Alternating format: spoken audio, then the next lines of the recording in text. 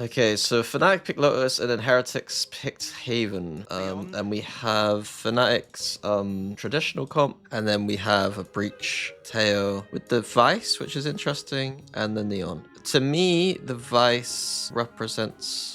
I generally prefer the Viper on this map. So to me, I'm interested to see what Heretics get value out of with the Vice and where they struggle to get value from not having a Viper. And then obviously Neon in this comp is a tiny bit more peculiar. Not super peculiar, but a tiny bit more.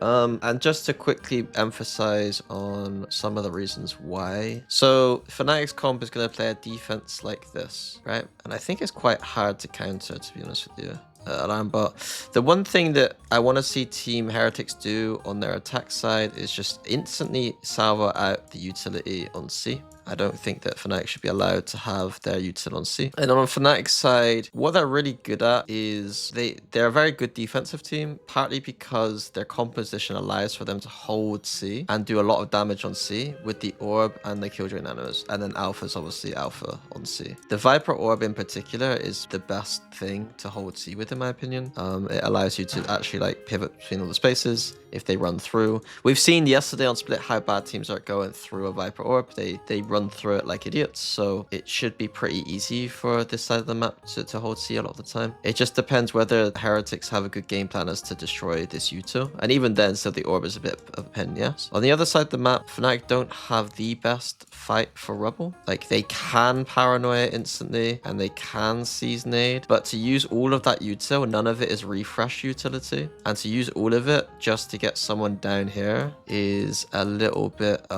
much. So what you'll see Fnatic do a lot of the time is, what a lot of teams do is fade reveal. If the reveal doesn't get shot, then you'll see them scale up towards Rubble. If the reveal breaks, then they will continue to play in their passive formation. And the passive formation is probably the best we see in VCT right now, their formation, because Boaster buys the Odin. Boaster buying the Odin on this position, in this passive like triangle, makes it very almost impossible for the attackers to scale up safely. He can always threaten to shoot through the door, and then this space here is a complete like war zone because he can spray through all of these angles. And then of course we have Prowlers, we have Seize, we have Boombot, we have Nade that can all high value around this area with the spam coming in. So Fnatic's defense does pose some big questions for Heretics. And I'll be honest, I don't actually know what I would game plan against them. I know that I would be looking to try and destroy this utility. I know that I'd be looking to always kill the Haunt that comes in potentially here and then try to scale out. I would probably try and play a game where like we break this, we probably end with like 4 here, maybe 1 here. And this one person should always be making it impossible for these 3 to know what's happening, making noise. And then once this is destroyed, I'd probably try and end through C, or maybe even sometimes going like some kind of like 2-2-1 maybe, and then pressuring out like everything on the map. And then this player cannot rotate this way, these players cannot rotate this way, and then quickly burst through C once this orb goes down, potentially. If we put some pressure here, this keeps Kron here. If we put some pressure here, this keeps these 3 players here, and then pivot towards C quicker than they can react, if that makes sense. So that's like one thing I'm thinking about, but we'll see how it actually works out. What do you think the advantage of 2 controllers is? That's too broad a question. If you talk about this map specifically, it's to do with, as I just said, the Viper holds on C are incredible. The Viper wall across here is very useful. On the flip side, having this wall to always threaten a re-clear. You can have multiple people come out, you can drop the wall and re-clear this. Is extremely strong. It means that you don't have to literally use a smoke. Heretics don't have a way to re-clear A, so I expect them to actually fight for this a little bit at the start, but they need to very quickly still take the other parts of the map, in my opinion. Heretics really don't want to have to come back later into the round to come here because they don't have cages, they don't have a Viper wall to safely re-clear A. They would need to do it brute force, and that will waste a lot of util. Because Fnatic's defense doesn't have a great Rubble fight, they can just walk out here a lot of the rounds and just take it for free. But I gotta try and focus a little bit more on Fnatic, even though I think that obviously Heretics are playing very well right now. look at Fnac a little bit, and I'll try and obviously go back and forth between the two to explain what Heretic is trying to do.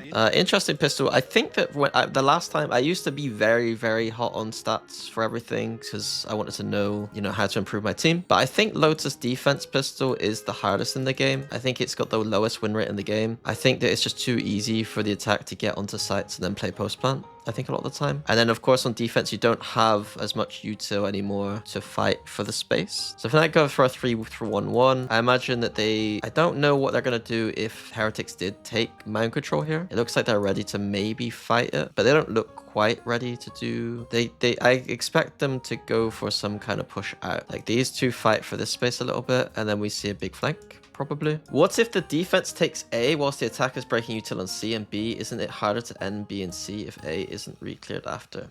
Yes, Baffle. That's why I'm saying that I think Heretics need to start the rounds by taking A control a little bit because they don't have the best re-clear on A. And they can do that with just 1 or 2 people and they can still break the utility elsewhere. They really don't need to commit too many numbers to A. Pistol round is different. Obviously, pistol round's a bit different. We already see some of the preparation coming in. We saw Teo salvoing this corner. But for some reason, I would love to see why this turret is not broke. Didn't he just double salvo the turret? That's a bit strange. Oh, okay. It's broken. Okay. It takes a little bit of delay. So yeah, so Fnac do push out, like I said. Interesting. Boaster opens the door. That's kind of cool. It's almost like we're going to trap in anyone here now. Technically on the other side, but now anticipating a flank coming through. It's kind of unlucky timing.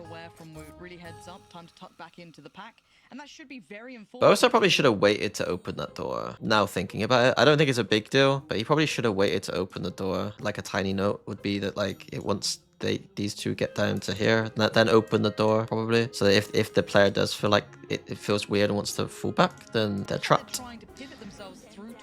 So Crashies is just getting info. I expect Crashies now, he's solo A, to just fall off. This is like the difference what I was trying to explain on the Telestrator between like Foot and Fnac, right? Foot's player here would try to hold this side, and I get very mad at them. Whereas Fnac should know that, like, you know, a solo player A isn't going to hold. So you probably see Fnac, Crashies fall off. And now we have a nice little contain now. Nice contain from Fnac. Like, there's like a circle on the map around Heretics. So Fnac are in a good, like, strategic position, it seems like. The only thing is now they're pivoting A. If that's the end goal,